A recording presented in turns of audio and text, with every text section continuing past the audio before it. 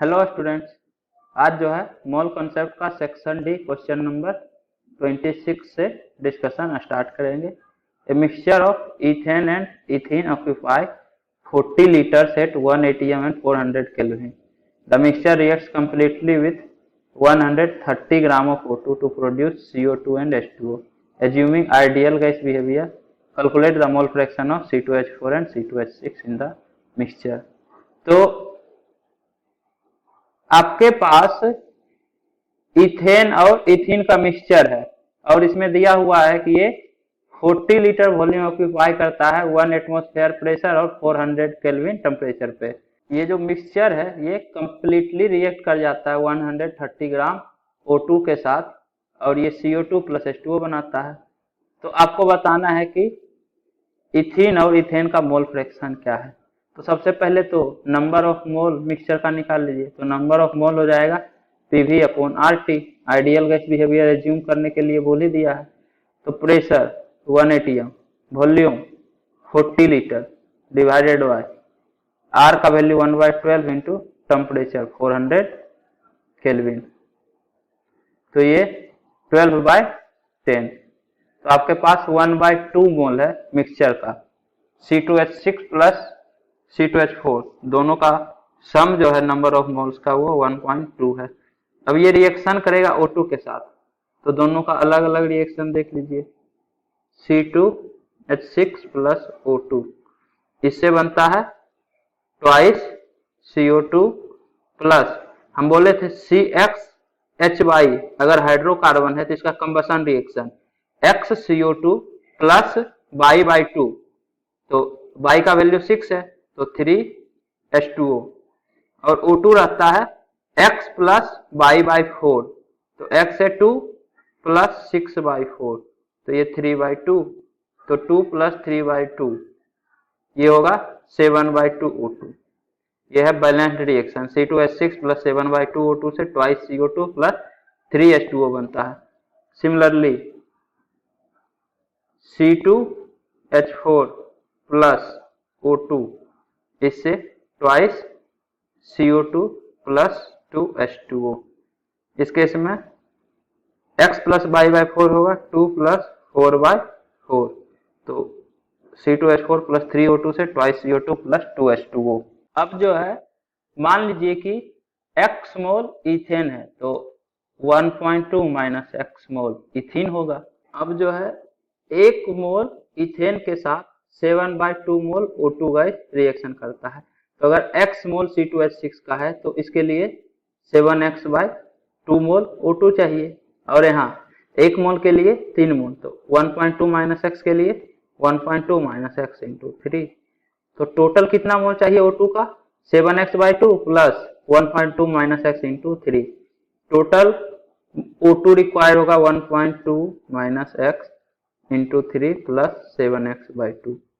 और क्वेश्चन में दिया हुआ है कि कितना O2 चाहिए इस मिक्सचर के साथ कंप्लीटली रिएक्शन होने के लिए। तो 130 ग्राम O2। तो 130 ग्राम O2 में कितना नंबर ऑफ मोल होगा। Number of mole of O2 होगा 130 divided by 32। Total weight divided by GMM 130/32। तो टोटल मोल जो चाहिए वो 130/32 है। और यहाँ से केमिकल रिएक्शन से पता चला कि टोटल मोल O2 का चाहिए इतना। तो ये दोनों इक्वल होना चाहिए। तो जब आप इसको सोल्व कीजिएगा तो 3.6 minus 3x plus 7x/2 equal to 130/32। तो ये हो जाएगा 3.6 माइनस 130/32 इक्वल टू ये इधर जो है x/2 होगा 3x मतलब माइनस x/2 उल्टा कर दिए 130/32 माइनस 3.6 इक्वल टू x/2। ये जो है होगा 130 minus 115.2 divided by 32 equal to x/2। तो x/2 equal to 14.8 divided by 32। तो x इक्वल टू 14.8 अपॉन 16.925।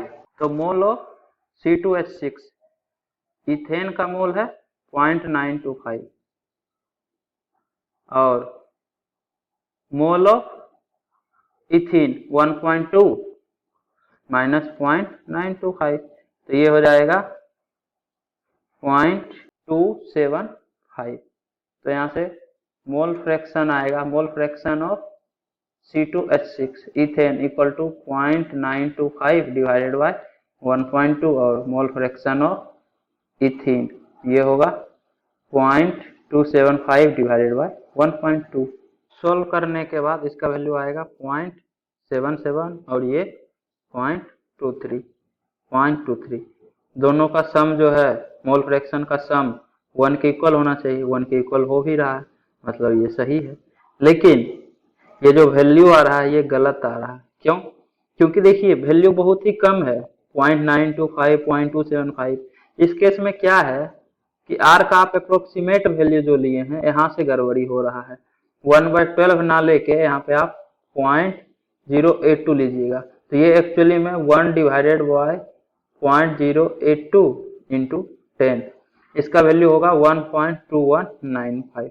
मतलब मिक्सचर का जो टोटल मोल है वो 1.2 ना होके 1.2195 होगा। तो आप अगर x मोल इथेन का मानिएगा तो 1.2195 माइनस x मोल इथीन का होगा। तो यहाँ पे 1.2195 minus x into 3 plus 7x/2 equal to number of mole of oxygen होगा। तो यहाँ 3.6 ना होके 1.2195 इंटू 3 होगा। ये जो वैल्यू आएगा तो यहाँ से x का वैल्यू आएगा, जब आप सोल्व कीजिएगा 1.2195 लेके, तो x का वैल्यू आ जाएगा आपका 0.808। तो x का वैल्यू अगर इतना आया तो 1.2195 माइनस x का वैल्यू आप निकाल सकते हैं। तो यहाँ से मोल फ्रैक्शन ऑफ C2H6 होगा 0.808 divided by 1.2195। Mole of ethane divided by mole of ethane plus ethene, तो इसका वैल्यू आएगा 0.6625। तो ये जो है मोल फ्रैक्शन ऑफ इथेन हो जाएगा, और मोल फ्रैक्शन ऑफ इथीन C2H4 होगा 1 minus mole fraction of ethane, तो ये होगा 1 माइनस 0.6625, ये होगा 0.3375। या फिर आप x का वैल्यू आ गया तो 1.2195 माइनस x होगा number of mole of ethene, ethene जो है, तो मोल फ्रैक्शन होगा 1.2195 minus number of mole of ethane 0.808 divided by 1.2195। तो ये तो 1 माइनस 0.808 डिवाइडेड बाय 1.2195, ये 0.808 डिवाइडेड बाय दिस, ये तो 0.6625 ही हुआ, तो 1 माइनस 0.6625 होना ही था। फाइनली वैल्यू आएगा 0.3375। आंसर जो है इसमें गलत है, वो जो 66.25 और 33.75 ये गलत है। मोल फ्रैक्शन पूछ रहा है, परसेंटेज नहीं पूछ रहा है। और मास परसेंट के लिए फिर अलग तरीका होगा, ये थोड़ी ना होगा मास परसेंट। मास परसेंट के लिए mass of ethane divided by total mass into 100। Similarly mass percent of ethene होगा mass of ethene divided by total mass into 100। ये तो फ्रैक्शन में ही 100 से मल्टीप्लाई करके बोल दिया यही मास परसेंट, वो गलत है, वो परसेंटेज में लिखा हुआ था, उसको करेक्ट कर लीजिएगा। नेक्स्ट क्वेश्चन है, an evacuated glass vessel weighs 50 gram when empty, 140 gram when filled with a liquid of density 0.89 gram per ml and 50.5 gram when filled with an ideal gas at 760 mm of Hg at 300 Kelvin. Determine the molar mass of the gas. तो इस case में जो है 50 ग्राम vessel का wait दिया हुआ है, और इसमें अगर कोई लिक्विड रखते हैं तो इसका वेट 148 ग्राम हो जाता है जब डेंसिटी लिक्विड का 0.98 ग्राम पर ml है। तो लिक्विड से हमें लग रहा है कोई जरूरत होगा नहीं, सब कुछ दिया हुआ ही है गैस का, PV इक्वल टू nRT से निकल जाएगा।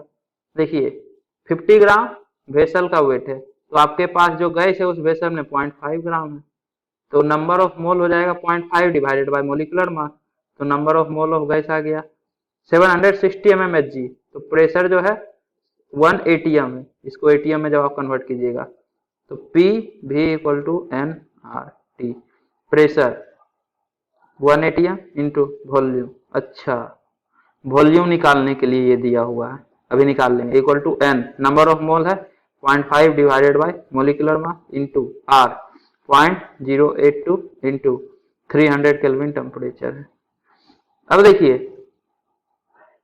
50 ग्राम तो वेसल का वेट है, तो 140 ग्राम में लिक्विड का वेट कितना होगा? 148 ग्राम में 98 ग्राम लिक्विड है, तो वॉल्यूम क्या होगा? वॉल्यूम होगा मास अपॉन डेंसिटी, क्योंकि डेंसिटी इक्वल टू होता है मास अपॉन वॉल्यूम।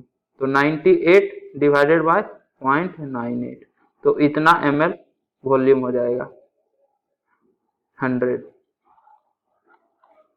तो ये जो वेसल है ये 100 ml का है, 100 ml का है, तो गैस जो है पूरा वेसल का वॉल्यूम ऑक्यूपाई कर लेता है, तो वॉल्यूम ऑक्यूपाइड बाय गैस जो है वो 100 ml है, या फिर 1/10 लीटर बोलिए, तो वॉल्यूम हो जाएगा 1/10 litre equal to 0.5 divided by m into 0.082 into 300। यहाँ से ये 1000 होगा, 2 जीरो कैंसिल आउट, तो 82/2 सॉरी 82/10, और ये 10 से 10 भी कैंसिल आउट हो जाएगा, तो मोलिकुलर मास होगा, molecular mass equal to 0.5 into 82 into 3, 2 से 41 टाइम्स, तो 41 इंटू 3 123। तो जो गैस है उसका मोलिकुलर मास है 123 ग्राम। यही तो फाइंड आउट करना था।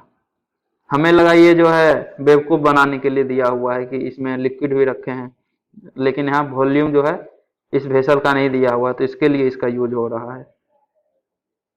Next, how many millilitres of 0.5 m H2SO4 are needed to dissolve 0.5 gram of copper two carbonate. ये जो है रिएक्शन होगा CuCO3 प्लस H2SO4, इससे बनेगा CuSO4 plus H2O plus CO2 gas.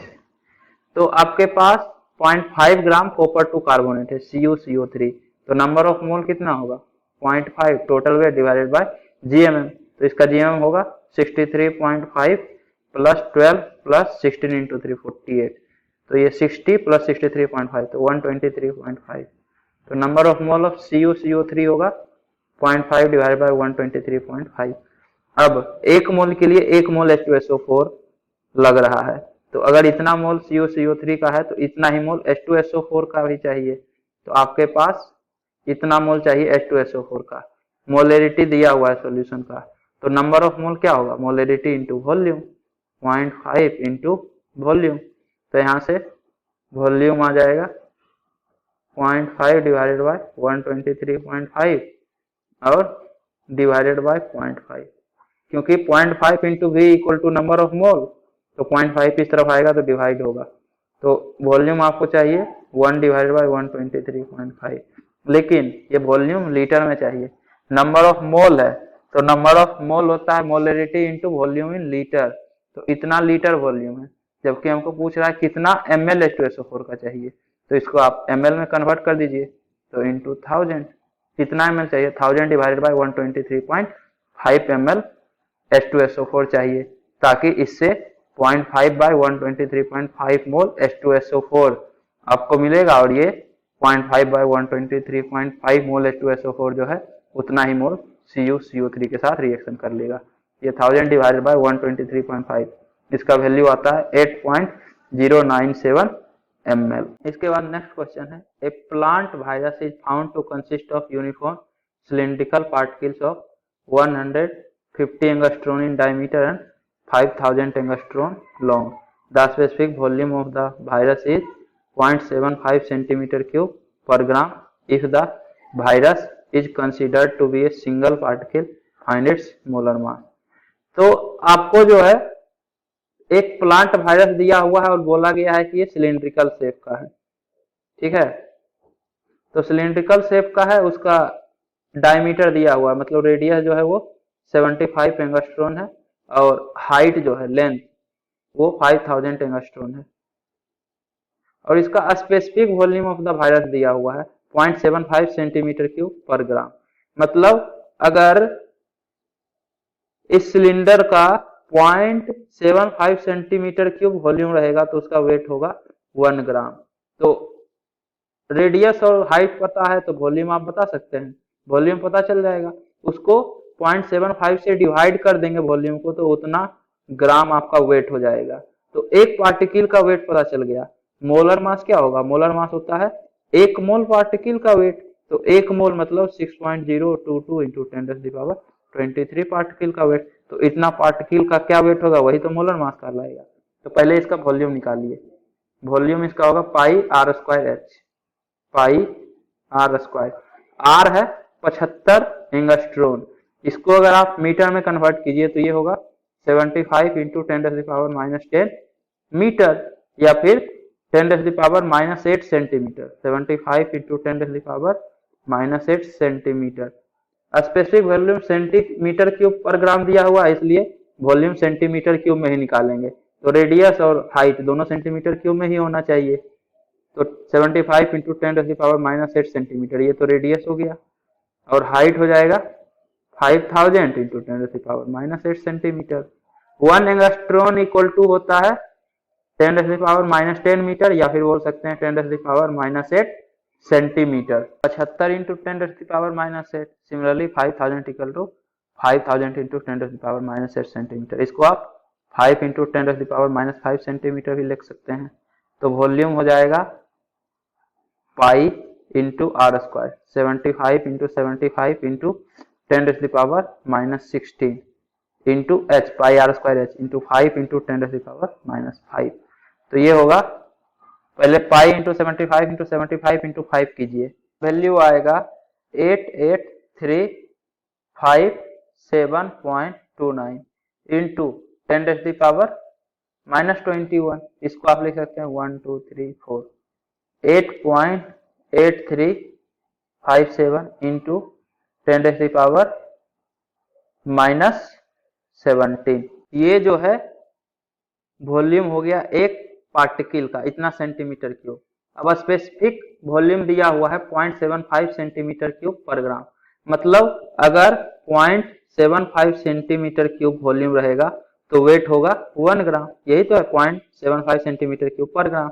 तो अगर 1 सेंटीमीटर क्यूब वॉल्यूम रहेगा तो वेट होगा 1 डिवाइडेड बाय 0.75 ग्राम। तो अगर इतना वॉल्यूम है तो वेट होगा इतना इंटू 1 डिवाइडेड बाय 0.75। तो इसको अगर आप 0.75 से डिवाइड कर दीजिएगा तो ये इतना वॉल्यूम का वेट हो जाएगा।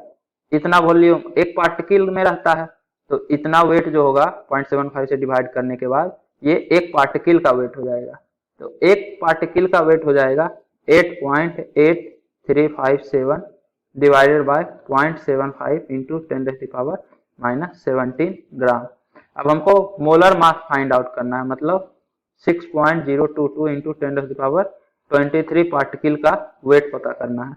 इतना पार्टिकल ही तो 1 मोल पार्टिकल होता है, तो एक पार्टिकल का वेट इतना है, तो इतना पार्टिकल का वेट होगा इतना इंटू 6.022 इंटू 10⁻23 ग्राम। तो ये आएगा,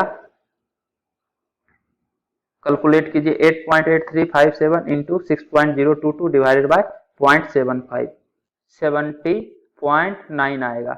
और इंटू 23 माइनस 17 तो 10⁻6 होगा। तो इसको आप 7.09 इंटू 10⁻7 लिख सकते हैं। तो मोलर मास होगा 7.09 इंटू 10⁻7 ग्राम। तो ये जो है इस वायरस का मोलर मास होगा। इसके बाद नेक्स्ट क्वेश्चन है, calculate the molarity of water if its density is 1000 kilogram पर मीटर क्यूब। तो डेंसिटी ऑफ वाटर पता है 1000 किलोग्राम पर मीटर क्यूब, या बोल सकते हैं 1 ग्राम पर ml। तो डेंसिटी पता है 1 ग्राम पर ml। इसको आप कन्वर्ट कीजिए ग्राम पर ml में, यही आएगा। मतलब अगर आपके पास 1 लीटर वाटर है, मतलब कि 1000 ग्राम वाटर है आपके पास, मतलब 1 केजी वाटर है। अगर वॉल्यूम ऑफ वाटर 1 लीटर है तो आपके पास 1 केजी वाटर है। तो मोलरिटी क्या होता है? Number of moles of solute per unit in 1 litre of solvent. तो इस केस में वाटर का ही मोलरिटी पूछ रहा है। तो 1 केजी वाटर है, 1000 ग्राम वाटर है, तो number of mole of water क्या होगा? 1000 divided by 18 molecular mass of water. तो ये जो है number of mole of water होगा, और वॉल्यूम ऑफ वाटर पता है 1 लीटर, तो मोलरिटी होगा number of mole of solute 1000 by 18 divided by volume of solution. Volume of solution 1 है, तो यहाँ से आ जाएगा 55.55 m।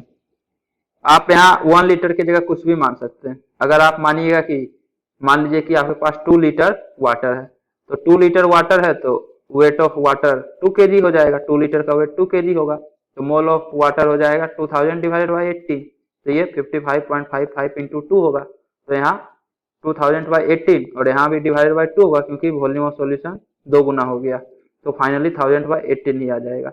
तो कुछ भी आप वॉल्यूम मानिए, वैल्यू यही आएगा। तो मोलरिटी ऑफ वाटर 55.55 होगा अगर डेंसिटी ऑफ वाटर दिया हुआ है 1000 kg पर मीटर क्यूब। तब ये जो है सब्जेक्टिव क्वेश्चन कंप्लीट हो गया। अब जो है अगले लेक्चर में सेक्शन ई से डिस्कशन स्टार्ट करेंगे। उम्मीद करता हूं कि आपको ये वीडियो पसंद आई होगी। यदि आपको ये वीडियो पसंद आई है तो इसे लाइक करें, कमेंट करें और अपने दोस्तों के बीच शेयर करना ना भूलें। Thank you.